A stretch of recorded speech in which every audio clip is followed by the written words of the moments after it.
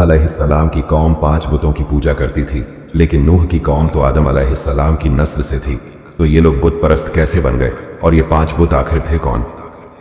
रिवायात के मुताबिक जब हजरत आदम की वफात हुई तो आपके छोटे बेटे शीश बिन आदम की औलाद ने आदम अलैहिस्सलाम के जिस्म को एक पहाड़ की गार में रख लिया, और ये वही पहाड़ था जिस पर आदम अलैहिस्सलाम को जन्नत से निकालकर जमीन पर उतारा गया था।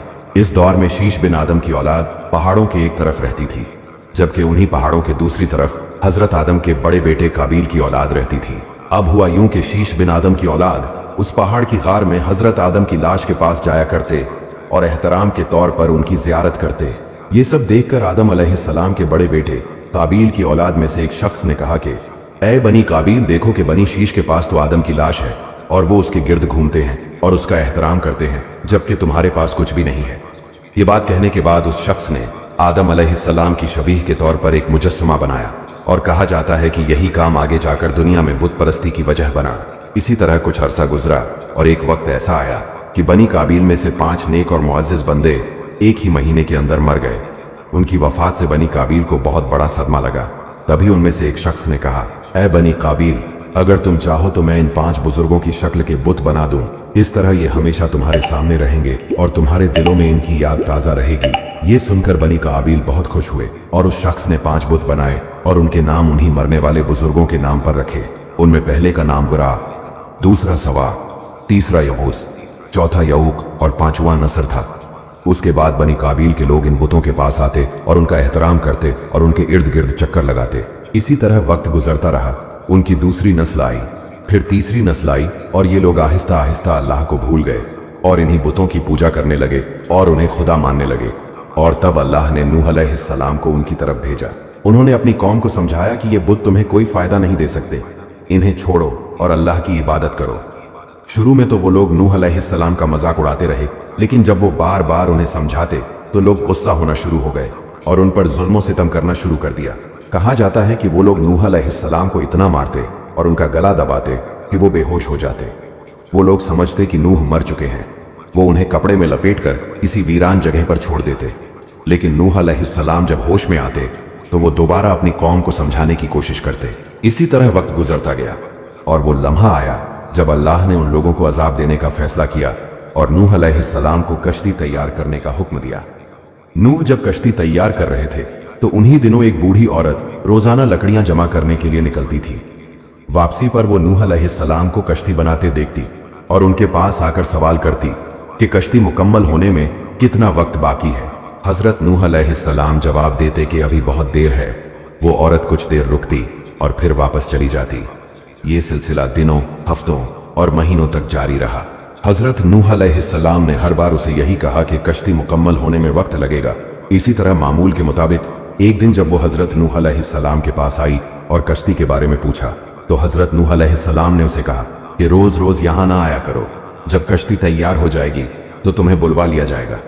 ये सुनकर बूढ़ी औरत मुतमईन होकर वहां से लौट गई और उसके बाद दोबारा नहीं आई।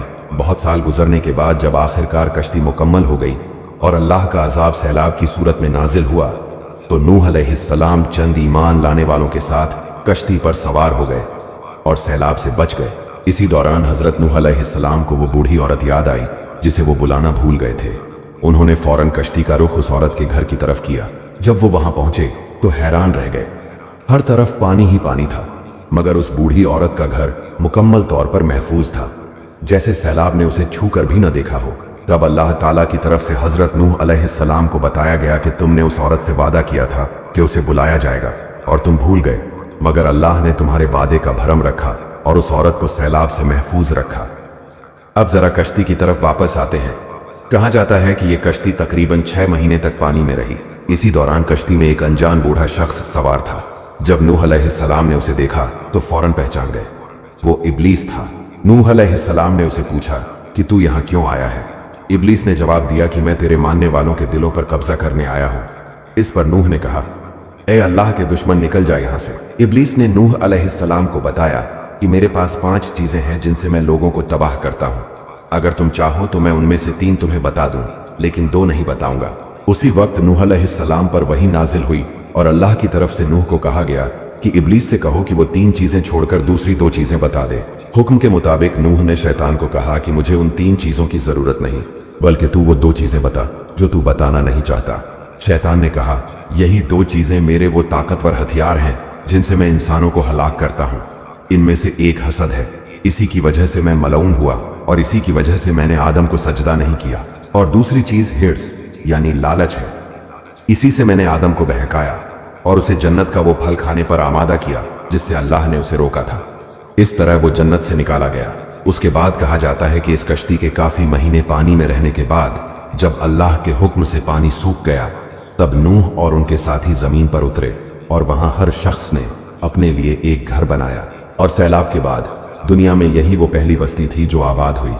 इस बस्ती को सूख उस्मानियन कहा गया, यानी 80 आदमियों का बाजार। रिवायतों के मुताबिक इसके बाद हजरत नूह ने बनी काबिल की एक औरत से निकाह किया और उससे एक बेटा भी पैदा हुआ जिसका नाम यूनाथन रखा गया।